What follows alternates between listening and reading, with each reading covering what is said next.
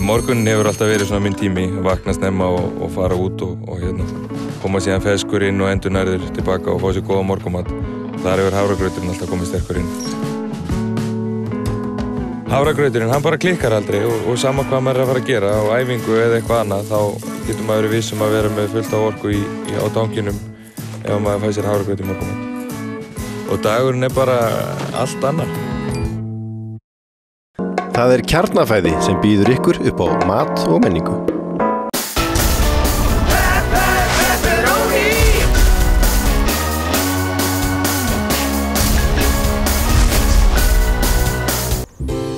Í þessum þætti af mat og menningu ætlum við að elda svolítið tælenskt og kynnast ferðaþjónustunni hérna á Klængshóli inn í Skíðadal. Það sem að veðrið er nú ekki í sínu besta í dag, þá skulum við koma okkur heim í eldhús og byrja að elda.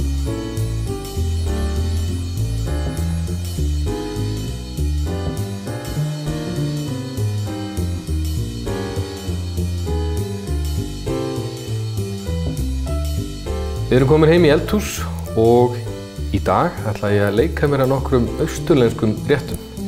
En ég kynntist tælenskri matargerð þegar ég var að ferðast á Tælandi með konu minni fyrir nokkuð mörgum árum.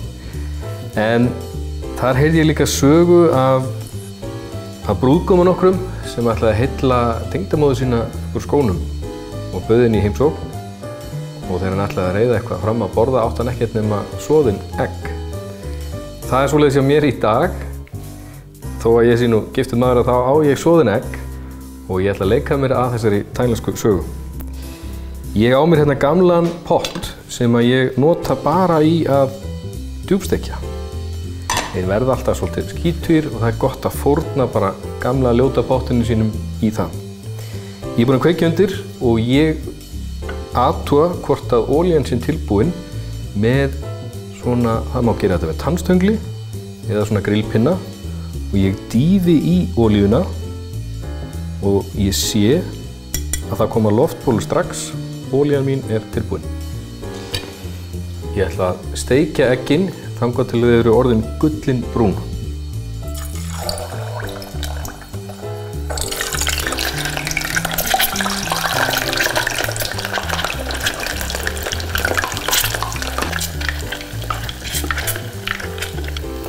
Við þurfum náttúrulega að fara mjög varlega þegar við erum að vinna með heita olíu og passa að yfirborðið sé ekki of nálagt yfirborðið pottarins. Hafa svolítið mikið upp á að hlaupa ef að olían breiðir.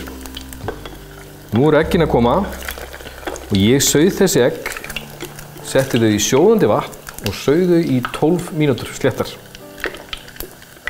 Og strax undir rennandi kalt vatn. Þá á skurnin að detta af leið. Eins og Jón Sveinsson, fyrir matreiðslukennari minn, sagði, þetta er eins og gullmoli frá Alaska. Það var liturinn sem við vildum fá.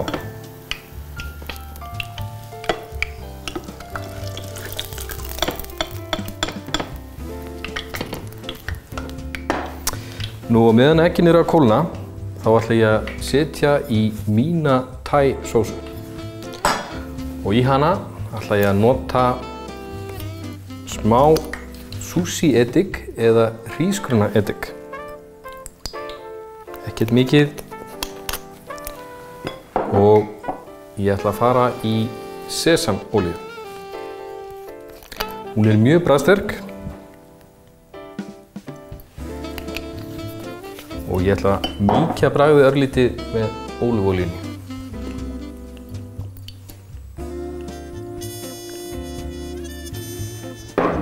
Til þess að fá smá hvessu, sæta chili.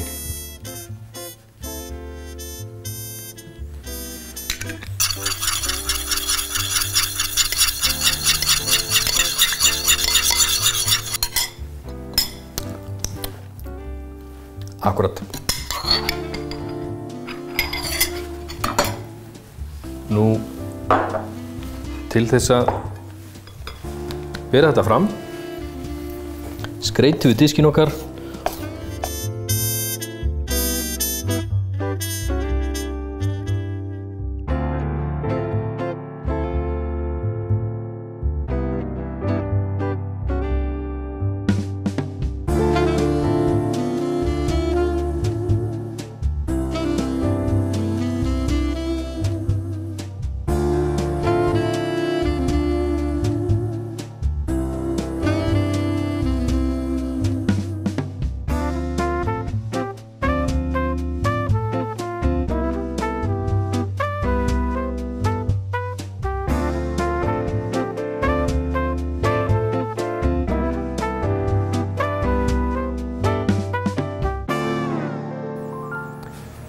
Auðveldur og skemmtilegur forréttur og síst ekki sagan af honum. En við skulum halda áfram og gera okkur vorrúllur.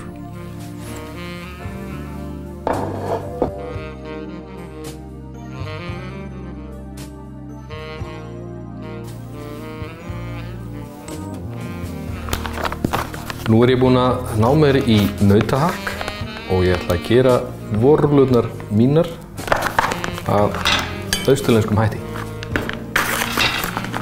Ég með saksaða sveppi sem ég ætla að steikja með hakkinu og núna ætla ég að steikja upp úr kókosolíu.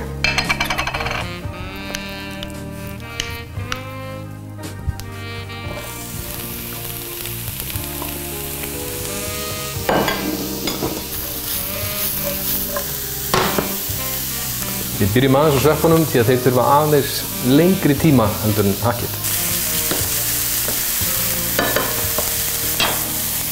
Kókosolían er byrjuð að gefa frábæran ilm og ég ætla að skella hakkinu út á.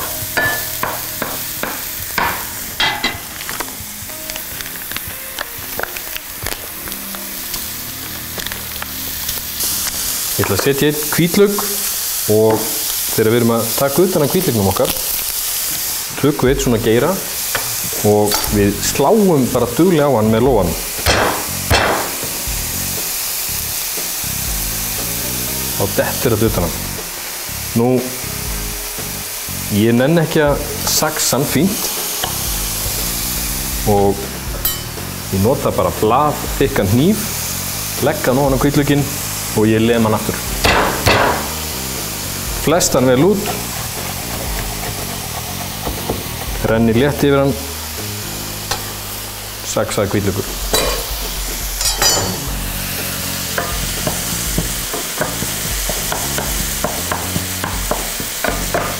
Það sem við erum að leika okkur að þessum austurlensku hefðum notum við rauðan chili.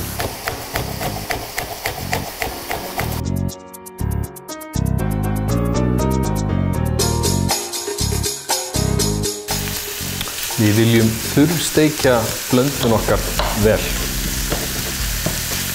Við viljum ekki að hún sé mjög blaut því að þá fer hún í gegnum deigið okkar á eftir. Ég fer stundum í þessar flottu hillur í búðurum þar sem maður finnur svona allra þjóða sósur og krydd. Í dag langaði mig að pröfa reykta chili barbecue.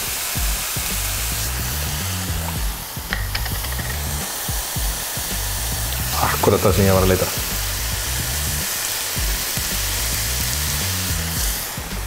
Setjum ekki voðalega mikið, en svona til þess að leika okkur.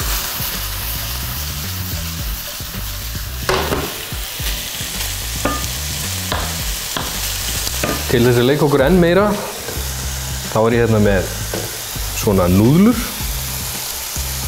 Þeir kalla þetta bara glernúðlur á beinni þýðingu. Ég er búinn að sjóða þær að láta þær liggja í sjóðandi vatni í svona 2-3 mínútur.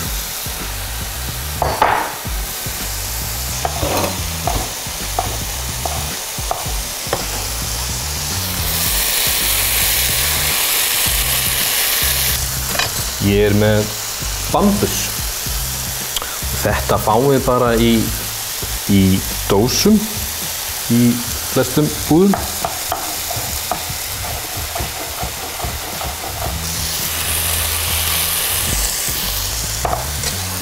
Og ég er með baunaspírur.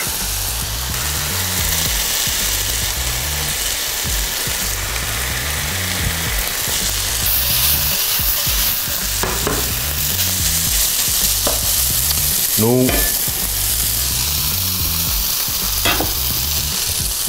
til þess að fá smá bit ætla ég að rífa eina gulrót út á.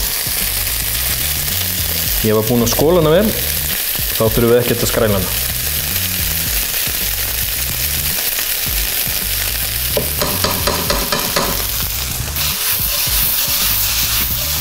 Að lokum ætla ég að saxa örlítinn vorlauk.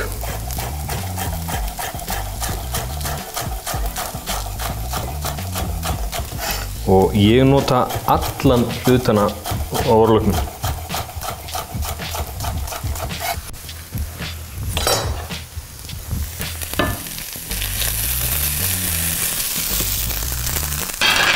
Nú blanda mín til og ég get byrjað að rúlla.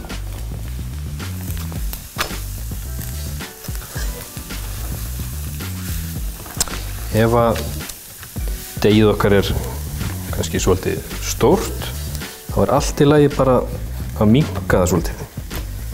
Þetta fáið þið í frystiborðunum. Og ég búinn að blanda smá hveiti og smá vatni til þess að búa með til lím, til þess að líma saman endana á rúllunni. Og við svona góða matskeið setjum hann í miðjuna.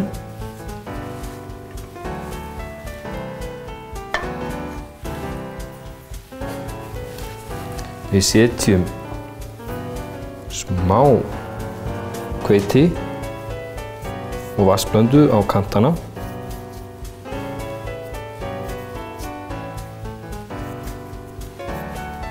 Við brjótum hliðarnar inn á.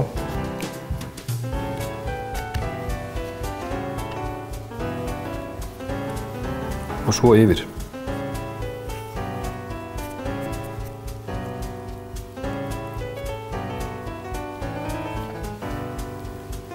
Flott rúlla og tekur enga stund. Skulum gera nokkrar, svo djúpsteikjum við þær á eftir.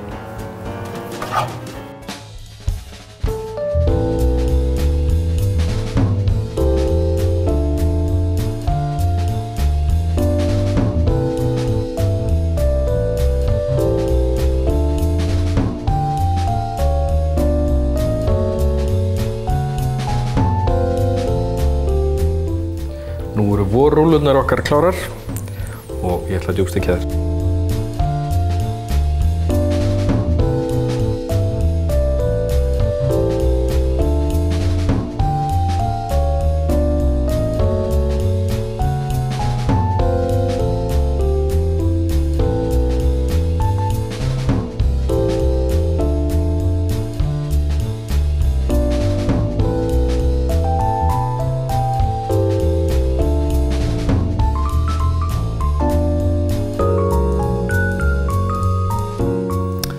Það er flott fylling og við röðum þessu bara vilt á diskinn.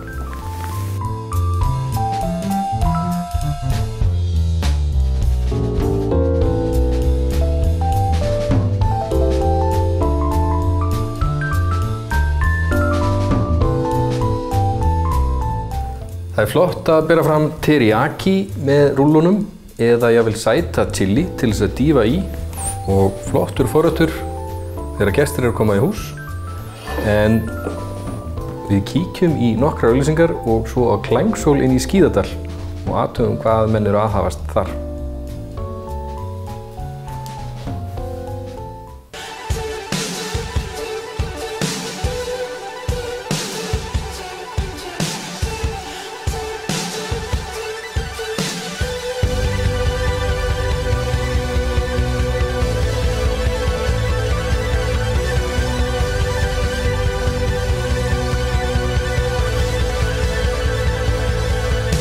Anna Dóra, við erum komin hérna í gömlu hlöðina á Klængsóli og hér er allt fullt af græjum.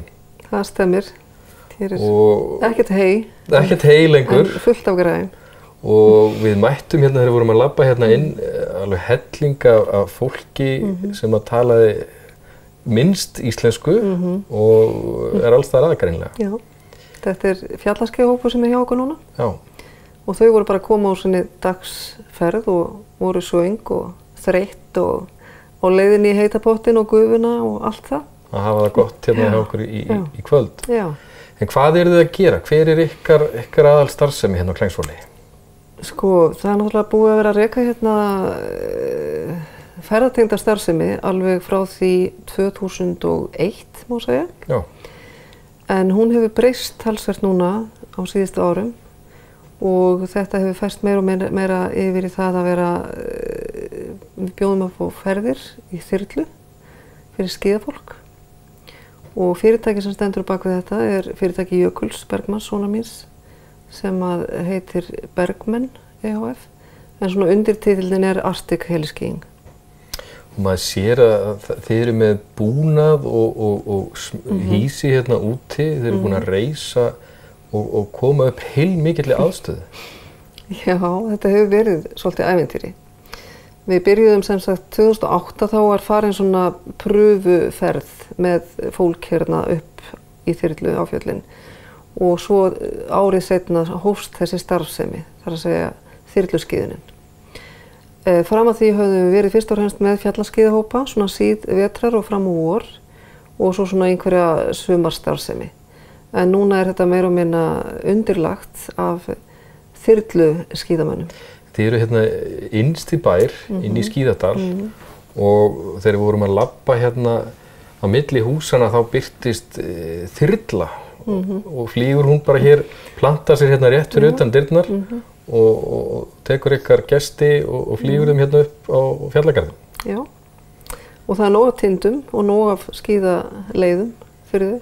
Ég sá hérna kort á veggnum þar sem að leiðsögumenn voru búin að skýra leiðirnar sínar þessi skemmtilegum nöfnum. Hvaða staður vinsælastur? Hvert fljúið þið helst? Ég nú kannski ekki alveg rétta manneskjan til að svara því. Það verið frekar að spyrja Jökul sjálfan eða gætana sem eru rosalega góðir og kunnugir hérna orðnir. En þetta svæði hérna í Skíðadalum og hesturinn sem fjallið hérna í okkar eigin bakgarði, hann mjög vinsæll. Og svo það Gljúrárjökullinn hérna í botni Skíðadalsins, þeir skíða mikið þar.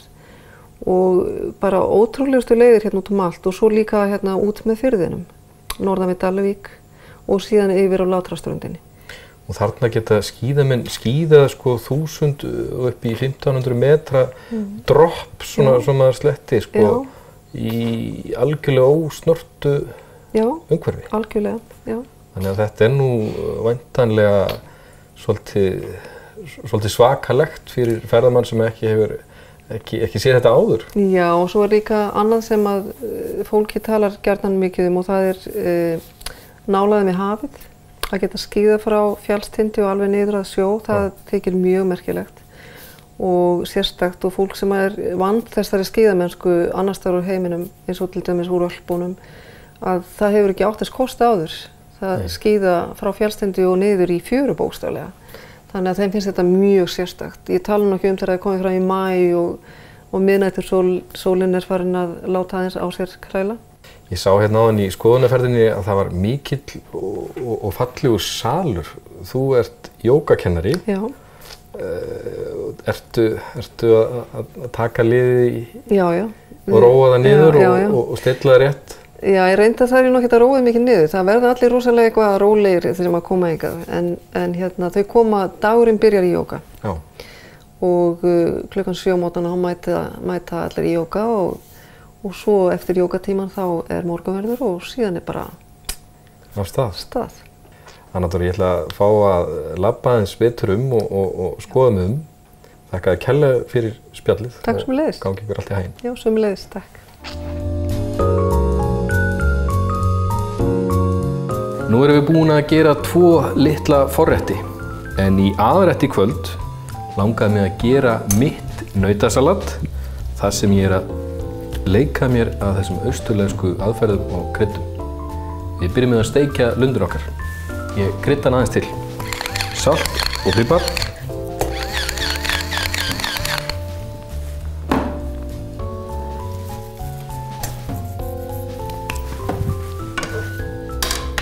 Ég ætla að byrja með örlitla kókosolíu.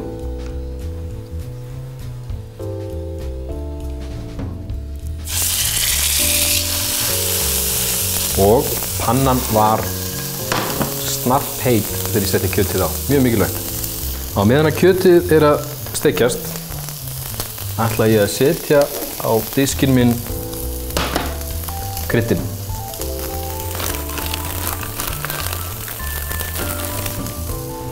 Ég með kóríander,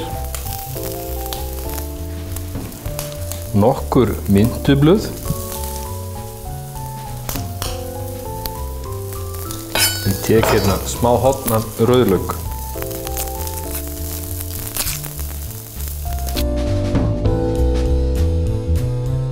Ég er með ertur.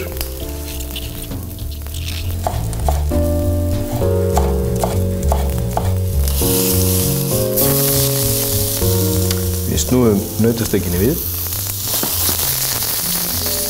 og við pössum að steikin fái þessa flottu steikarhúð og ég tók eftir því að ég var ekkert að hræra í kjötinu á meðan það var að steikja sig. Leyfa því að brúnast vel, þar kemur þetta góða steikarbragð. Og svo er ég með hérna granatepli og þetta er skrítinn ávöxtur og ekki mjög mikill matur í honum þó að hann sé svona stór og myndarlegur. En við skerum hann í tvennt og þá koma í ljós svona þessi fræ. Og ég mýki eplið svolítið upp hérna á milli handana til þess að ná betur úr því á eftir. Núna, svona kannski halva leið, þá set ég smá smjör. Það er nú ekki mikið notað í austurlenskri matargerð, en íslenskt smjör er það gott að ég nota nánast í allt. Við leyfum smjörinu að freyða og ná þessum gullinbrúna lit. Það allra besta er að þegar smjörið er búið að freyða, þá svo skeið, halla pönnunni örlítið og moka smjörinu yfir. Sjáu þið hvað þetta verður fallegt. Svona þunna sneið. Það er ekkert að stinga inn í ofninn. Læt hana bara hvíla á brettinu hjá mér. Ég á hérna smá smjör, brennt smjör.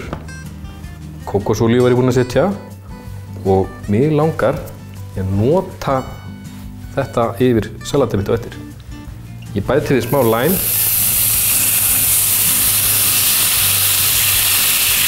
Cirka hálft læm og örlitla sesamolíu.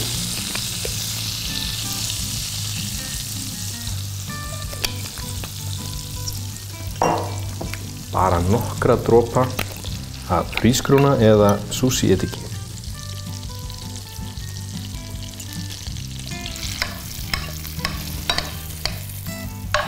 Frábært.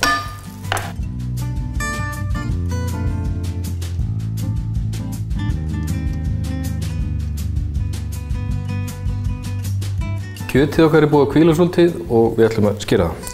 Ég sker steikin okkar í 2 bita og reis hana svona upp á rönd. Ég ætla að fá þunnar sneiðar. Ég vil skera þvert á lundina.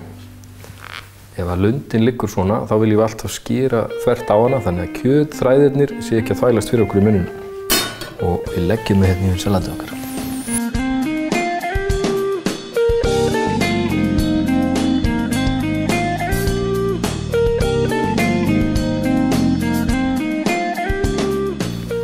Graslaukur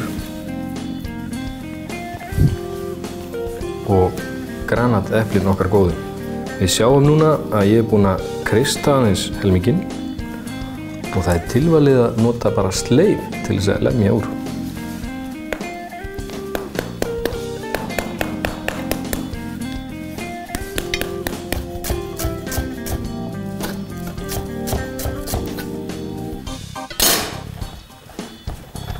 Tilvalið að setja smá vorlauk út í dressinguna sem við löguðum á pönnunni.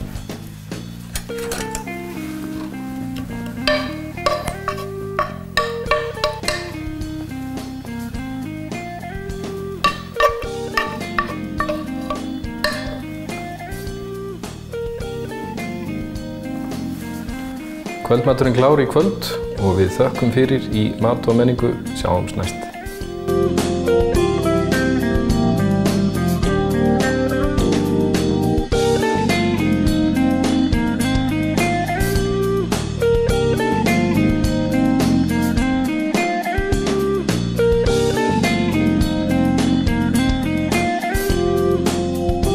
Það er Kjarnafæði sem býður ykkur upp á mat og menningu.